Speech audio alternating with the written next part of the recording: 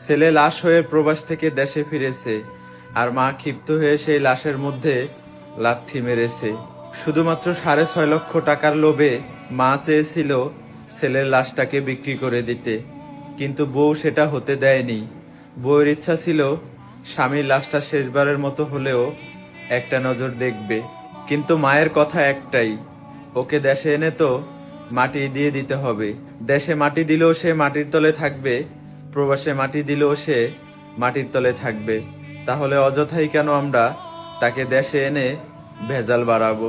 তাই মাকে যখন কফিল জিজ্ঞেস করলো এই লাশটা পাঠাইতে দেশে প্রায় 6.5 লক্ষ টাকার মতো লাগবে, আপনারা কি টাকা নিবেন নাকি লাশটাই টাকা খরচ করে দেশে পাঠাবো? মা বারবার একই কথা বলতেছিল, আমাদের লাশ লাগবে না, টাকা লাগবে, আপনারা আমাদেরকে টাকা পাঠিয়ে দেন। কিন্তু বউ সেটা হতে দেয়নি। শাশুড়ির হাতে পায়ে ধরে হলেও এই লাশটাকে সে দেশে আনতে চায়।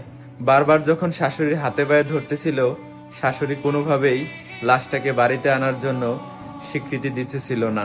বউয়ের হাজারো চেষ্টায় শেষ পর্যন্ত লাশটা দেশে এসেছে, কিন্তু মা ক্ষিপ্ত হয়ে সেই লাশের মধ্যে হাজার হাজার মানুষের সামনে লাথি মেরেছে। এরকম একটা ঘটনা বিশ্বাসের যোগ্য না। তারপরও আমাদের সবাইকে বাস্তবতাকে বিশ্বাস করতে হবে।